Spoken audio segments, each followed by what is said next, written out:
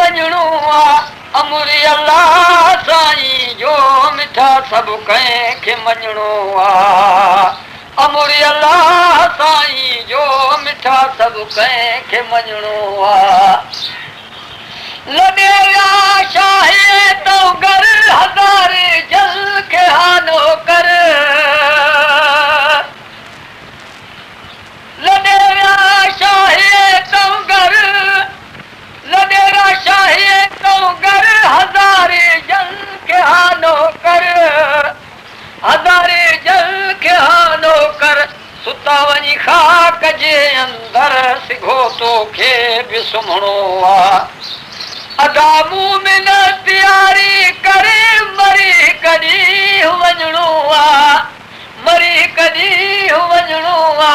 अमुरी अल्लाह साईं जो मिठा सभु कंहिंखे मञणो आ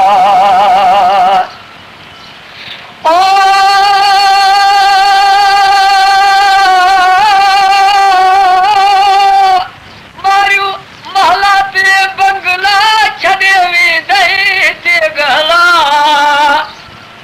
छॾे वेंदई ते गहला करे शलबाज का मौला अलाए छा हाल थियणो आ करे शलबाज का मौला अलाए छा हाल थियणो आ अदामू में तयारी करे मरी कॾहिं वञणो आ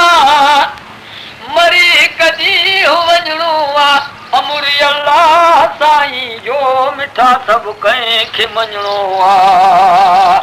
अमुरी अल्लाह साईं जो मिठा सभु कंहिंखे मञणो आ इहे सभु माले मलियूं समूरा हिते विंदे छॾियूं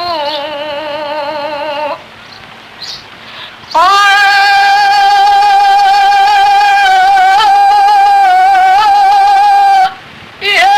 सभु माले मलियूं समूरा हिते विंदे छॾियूं ग़रीबी जे मासे हदियूं वरी तोखे न वरणो आ ग़रीब जे मासे हदियूं वरी तोखे न वरणो आ अदामू में तयारी करे मरी कॾहिं वञणो आ मरी कॾहिं वञणो आ अमुरी अल्लाह साईं जो मिठा सभु कंहिंखे मञणो आ अमुरी अल्लाह साईं जो मिठा सभु कंहिंखे मञणो आ सामी अंदर सटे वेंदे मिटीअ सां मुंहुं लटे वेंदे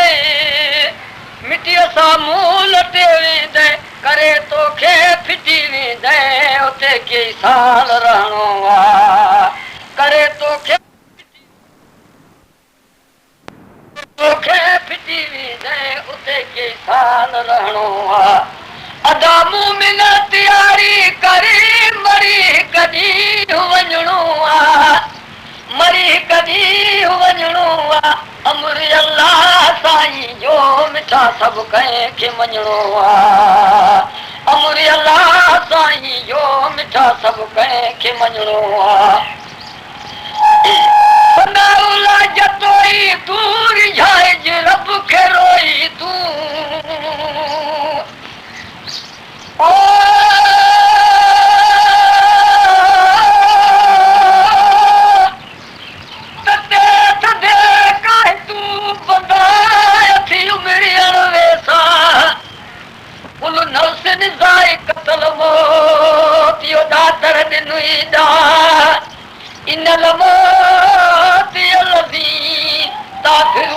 नथी भॼण जी कावा